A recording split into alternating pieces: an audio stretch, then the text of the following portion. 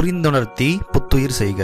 Hi dear leaders, இந்த part 2 வீடியோவில் 7வது ஃபாலோஅப் என்னன்னா, இந்த ஃபாலோஅப் இருக்கு இல்லையா, ப்ராஸ்பெக்டிங்லேருந்து அப்ஜெக்ஷன் ஹேண்ட்லிங், அதுக்கப்புறம் நடக்க போகிற சேல்ஸ் க்ளோசிங், இந்த நிறைய ஃபாலோஅப்ஸ் இருக்குது. இந்த ஃபாலோஅப்லாம் எப்படி பர்ஃபெக்டாக கரெக்டாக நடக்குதா அப்படின்னு சொல்லி ஒரு ஃபாலோஅப் இருக்குது.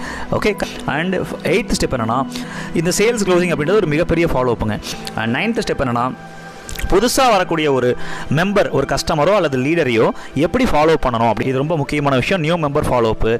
10th வந்துட்டு பார்த்தீங்கன்னா, ஆக்டிவ் மெம்பர், ஆக்டிவ் கஸ்டமராகவோ இப்போ எக்ஸிஸ்டிங்காக ரெகுலராக ப்ராடக்ட் வாங்கிட்டு இருக்க கஸ்டமர் அல்லது ரெகுலராக பிஸ்னஸ் பண்ணிட்டு இருக்க லீடர்ஸ், இவங்களை தனிப்பட்ட முறையில் ஃபாலோ பண்ணணும்.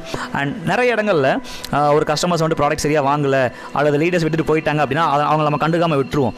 இதை உடைக்கிறதுக்கு இன்ஆக்டிவ் மெம்பர்ஸ் ஃபாலோ பண்ணி ஒரு விஷயத்தை நம்ம பண்ணணும்.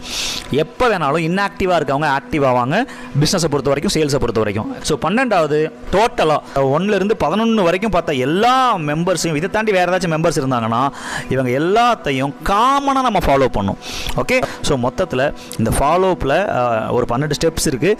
நான் ஆல்ரெடி சொன்ன மாதிரி, இன்ஃபேக்ட் ஃபாலோஅப் கரெக்டாக தெரிஞ்ச ஒருத்தர் ஓகே க்ளோசிங்கில் மாஸ்டராக இருப்பார் எப்போவுமே. ஸோ க்ளோசிங் அப்படின்றது ஃபாலோஅப் பேஸ் பண்ணி தான் நிறைய நடக்கும். ஓகே, ஸோ அப்போ நீங்கள் ஃபாலோஅப்பில் லேகாக இருந்தீங்கன்னா மற்ற எல்லா கலையை கற்றுக்கிட்டாலும் இந்த ஒரு கலையில் நீங்கள் நங்கூற மாதிரி இது மிகப்பெரிய கப்பலையே வந்துட்டு இதுதான் கண்ட்ரோல் பண்ணக்கூடிய அளவுக்கு மிகப்பெரிய பொட்டன்ஷியல் இருக்குது. ஸோ அதனால் இந்த ஒரு ஸ்கில்லை நீங்கள் டீப்பாக கற்றுக்கிறது ரொம்ப இம்பார்ட்டன்ட் டியர் லீடர்ஸ்.